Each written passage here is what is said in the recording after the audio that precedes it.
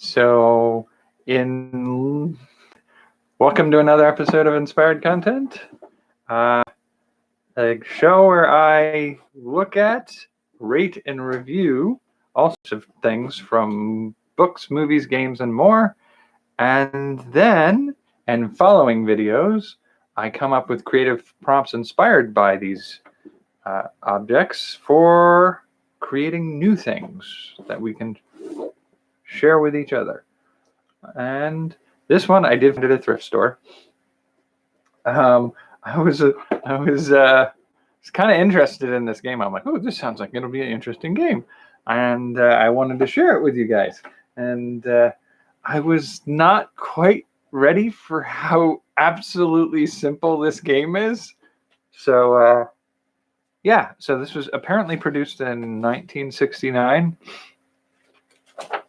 and all the instructions fit on one side of this, and they're rather large lettering because there's not much to it. So what you start out with here, pull this out here, is, see if I can situate everything so that you can see what we've got.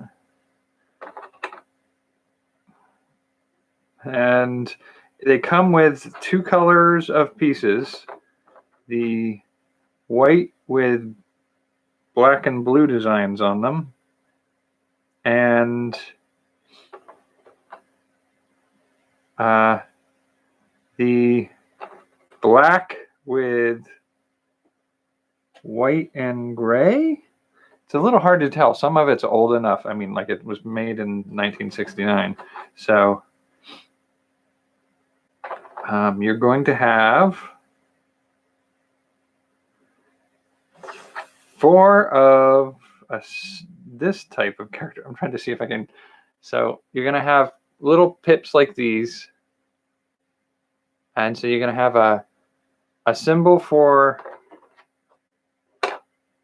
one side and a different symbol for the other side. And then you have the 2 violin cases and a car. There are 2 cars, and then everything else for each side is the gun.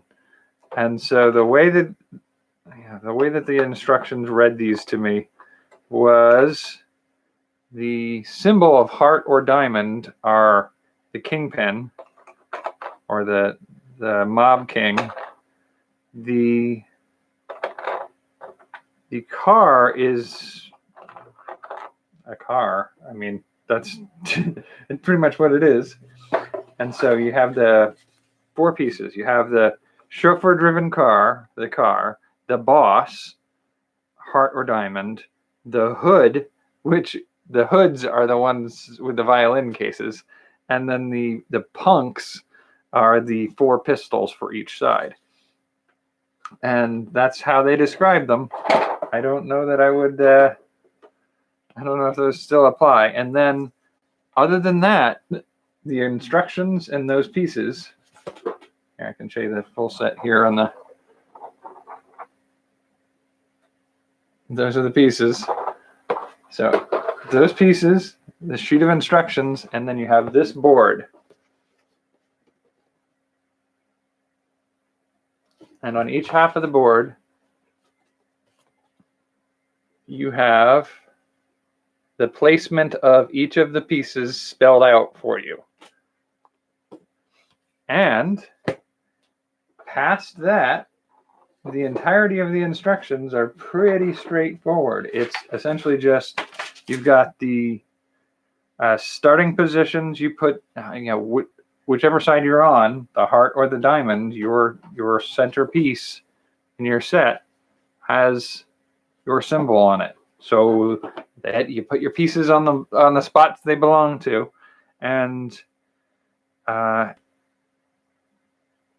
first move is made by the player having the black pieces. Players alternate moves each turn after that, so it's very much like chess. And then the movements for the pieces is the only other thing. And yep, as you guessed it, very similar to chess. So the mob boss moves literally one space in either the vertical or the horizontal, and that's their moves. The hoods, or the violin cases, they move only diagonally along the narrow lines, the narrow white lines. So you can move that way as far as you need to, or you can move that way as far as you need to. You can't change direction in the middle of a turn. So yeah, it's a bishop. You have a king, two bishops, and then the one that I will say is a little interesting is Punk. Moves a little bit more like sort of like the king or the queen, except for it doesn't move all the way. So with a Punk, such a stupid name for it. So you can essentially, let's see if I can get it here. You can move one space to any adjacent square. So up, back, side, side, and diagonals. So you have 8 squares that you can move to out of the 9 that are where you're centered. So you can move to any of those 8 squares. That's for me, that's like the pawn, but if the pawn can move in any direction it wants. And then the only other piece you have to figure out the movements for are the chauffeur-driven car. And the chauffeur-driven car, let's just be clear, it's a rook. You can do with it what you would do with a rook on the board. You can go all the way to the other side of the board, or you can go all the way to any straight movement place across the board. And the trick with that is none of these pieces can jump over another one of the pieces, and you cannot land on an occupied space unless you're attacking to defeat an opponent piece, or, and this is one of the tricky ones, no gang member may jump over another gang member. No gang member may occupy the same block occupied by another member of his own gang. Bosses may jump on cars. So the heart piece or the diamond piece. The way this works is bosses may, because the boss has limited movement, he may elect to jump onto one of the cars anytime during game. This will give him far greater mobility in that he will be able to move around town, the board, using the car's movements. So the boss may only jump on a car when the car has moved into the square he occupies. Once the car takes possession of the boss square, the boss must then be placed on top of the chauffeur-driven car. So that's the big movement change in this game from just the standard chess piece moves. And when a gang member, including a car, occupies an opposing gang member's square, an elimination occurs. The original man on the square is then removed from the scene. The end game is takeover occurs. A boss occupies the opposing gang's warehouse square, or a boss is eliminated. So the 2 ways to win the game are for you to get your boss, say Hart to get Hart's boss onto Diamond's warehouse, or vice versa. Or to have your boss piece eliminated from the board by being attacked and removed. Those are literally all of the rules. And it's a very simple, straightforward game.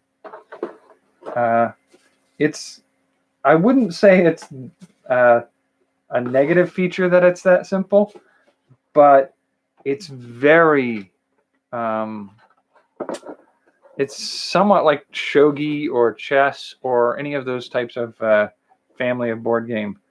And there's not a lot to it.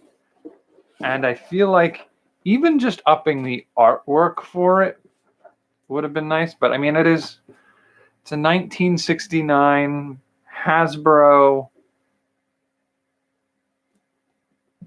tabletop game. It looks like it's from NBC, a home entertainment. Like, I didn't know NBC was making board games, but okay. Yeah, there's not a lot to say about it. There's not a lot going on there. I mean, it has some of the appeal of chess to just, can you outsmart your opponent? I feel like there's definitely some room for new ideas and new approaches to it. So I will get to that on Wednesday for the creative prompts inspired by this game. So how would I rate this? I'm going to give this honestly, I think I'm going to give it a 3.4 out of 3.8. So it's unusual in that sense, because would I recommend anybody go try to track down a copy? No, not really. You literally have everything you need to play this game from watching this video. You don't need to buy this game. Can you find a copy? Probably not. It'll be a hard find. There's not anything that you are missing.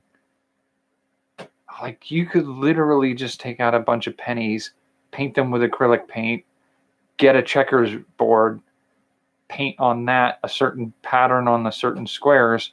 I was like, the board, I don't think the board is a standard chessboard. I think take a look at the picture back before and see if it's got the same number of squares. But I mean, there's nothing special in the rules other than the mob boss can ride on the car, and you take over when you get to the warehouse, or you can eliminate the opponent's boss off the board. But it's a fun variant of chess. I like chess. It just sort of is. There's nothing wrong with the rules, and it's not clumsy. The rules work. There's not a elaborate 15-minute learning curve. It's a simple functional game that you can play. But you don't need to go find a copy. You can make one on a tabletop with some paper, pencils, and some coins. You're good to go. And so, I mean, the low part of that rating, the low number is, you don't have to hunt for it. Don't worry about it. You can play it. You can play it when you finish watching this video and just see what you think about it. So there's not enough to it for me to really appreciate it as a game. I feel like there needs to be something more. But that's just my opinion on this. If you've ever played this game before, or you have a copy of it and you have some different thoughts about it, or have some homebrew rules that you've added to it, certainly comment down below and let me know what you think. All right, I will see you for the next one. Take care and have a good night. When I tell you to go, there you go. I don't know why